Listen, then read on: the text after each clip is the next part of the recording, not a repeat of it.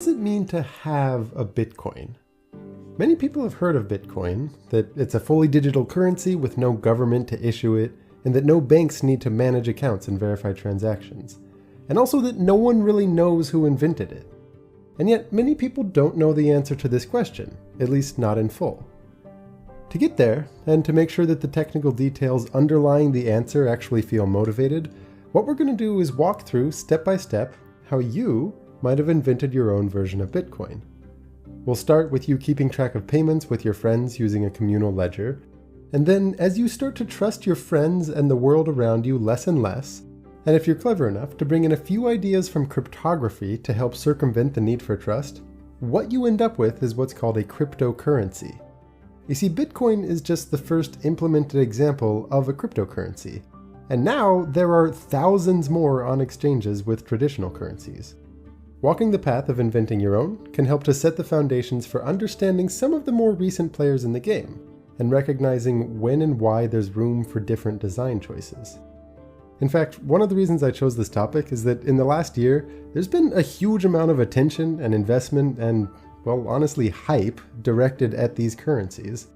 And I'm not going to comment or speculate on the current or future exchange rates, but I think we'd all agree that anyone looking to buy a cryptocurrency should really know what it is.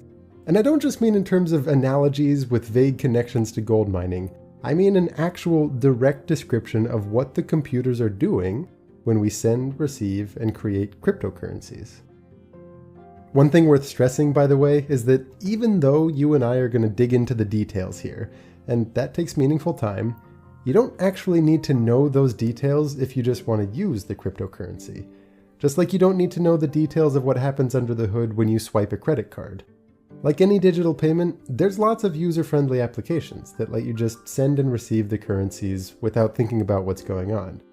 The difference is that the backbone underlying this is not a bank that verifies transactions. Instead, it's a clever system of decentralized trustless verification based on some of the math born in cryptography. But to start, I want you to actually set aside the thought of cryptocurrencies and all that just for a few minutes. We're going to begin the story with something more down to earth: ledgers and digital signatures. If you and your friends exchange money pretty frequently, paying your share of the dinner bill and such, it can be inconvenient to exchange cash all the time. So you might keep a communal ledger that records all of the payments that you intend to make some point in the future.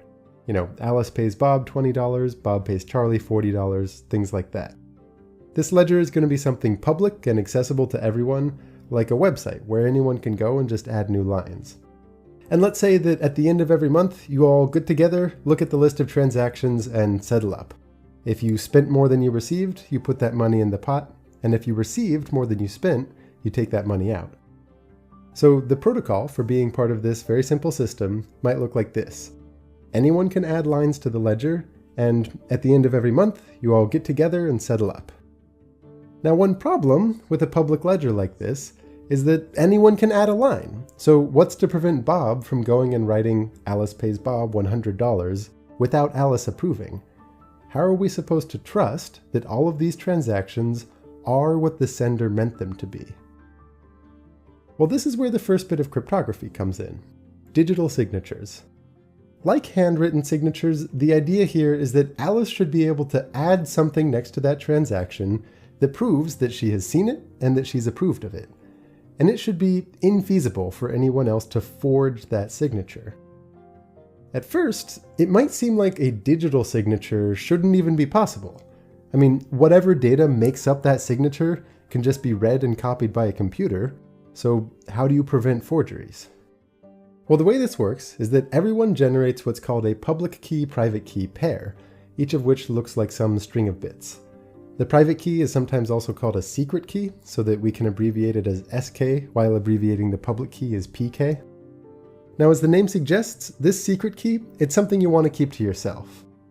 In the real world, your handwritten signature looks the same no matter what document you're signing. But a digital signature is actually much stronger, because it changes for different messages. It looks like some string of ones and zeros, commonly something like 256 bits, and altering the message even slightly completely changes what the signature on that message should look like. Speaking a little more formally, producing a signature involves a function that depends both on the message itself and on your private key. The private key ensures that only you can produce that signature, and the fact that it depends on the message means that no one can just copy one of your signatures and then forge it on another message. Hand in hand with this is a second function used to verify that a signature is valid. And this is where the public key comes into play. All it does is output true or false to indicate if this was a signature produced by the private key associated with the public key that you're using for verification. I won't go into the details of how exactly both these functions work, but the idea is that it should be completely infeasible to find a valid signature if you don't know the secret key. Specifically, there's no strategy better than just guessing and checking random signatures, which you can check using the public key that everyone knows. Now think about how many signatures there are with a length of 256 bits. That's 2 to the power of 256. This is a stupidly large number. To call it astronomically large would be giving way too much credit to astronomy. In fact, I made a supplemental video devoted just to illustrating what a huge number this is. Right here, let's just say that when you verify that a signature against a given message is valid, you can feel extremely confident that the only way someone could have produced it is if they knew the secret key associated with the public key you used for verification. Now, making sure that people sign transactions on the ledger is pretty good, but there's one slight loophole. If Alice signs a transaction like Alice pays Bob $100, even though Bob can't forge Alice's signature on a new message, he could just copy that same line as many times as he wants. I mean, that message-signature combination remains valid. To get around this, what we do is make it so that when you sign a transaction, the message has to also include some sort of unique ID associated with that transaction. That way, if Alice pays Bob $100 multiple times, each one of those lines on the ledger requires a completely new signature. Alright, great. Digital signatures remove a huge aspect of trust in this initial protocol. But even still, if you were to really do this, you would be relying on an honor system of sorts. Namely, you're trusting that everyone will actually follow through and settle up in cash at the end of each month. What if, for example, Charlie racks up thousands of dollars in debt and just refuses to show up? The only real reason to revert back to cash to settle up is if some people, I'm looking at you, Charlie, owe a lot of money. So maybe you have the clever idea that you never actually have to settle up in cash as long as you have some way to prevent people from spending too much more than they take in. Maybe what you do is start by having everyone pay $100 into the pot, and then have the first few lines of the ledger read, Alice gets $100, Bob gets $100, Charlie gets $100, etc. Now, just don't accept any transactions where someone is spending more than they already have on that ledger. For example, if the first two transactions are Charlie pays Alice $50 and Charlie pays Bob $50, if he were to try to add Charlie pays you $20, that would be invalid as if he had never signed it. Notice, this means that verifying a transaction requires knowing the full history of transactions up to that point. And this is, more or less, also going to be true in cryptocurrencies, though there is a little room for optimization. What's interesting here is that this step removes the connection between the ledger and actual physical US dollars. In theory, if everyone in the world was using this ledger, you could live your whole life just sending and receiving money on this ledger without ever having to convert to real US dollars. In fact, to emphasize this point, let's start referring to the quantities on the ledger as ledger dollars, or LD for short. You are, of course, free to exchange ledger dollars for real US dollars. For example, maybe Alice gives Bob a $10 bill in the real world in exchange for him adding and signing the transaction Bob pays Alice 10 ledger dollars to this communal ledger. But exchanges like that, they're not going to be guaranteed by the protocol. It's now more analogous to how you might exchange dollars for euros or any other currency on the open market. It's just its own independent thing. This is the first important thing to understand about Bitcoin, or any other cryptocurrency. What it is a ledger. The history of transactions is the currency. Of course, with Bitcoin, money doesn't enter the ledger with people buying in using cash. I'll get to how new money enters the ledger in just a few minutes. But before that, there's actually an even more significant difference between our current system of ledger dollars and how cryptocurrencies work. So far, I've said that this ledger is in some public place, like a website where anyone can add new lines. But that would require trusting a central location, namely, who hosts the website? Who controls the rules of adding new lines? To remove that bit of trust, we'll have everybody keep their own copy of the ledger.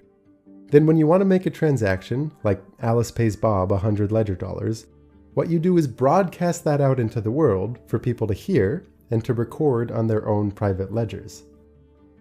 But unless you do something more, this system is absurdly bad. How could you get everyone to agree on what the right ledger is? When Bob receives a transaction, like Alice pays Bob 10 ledger dollars, how can he be sure that everyone else received and believes that same transaction?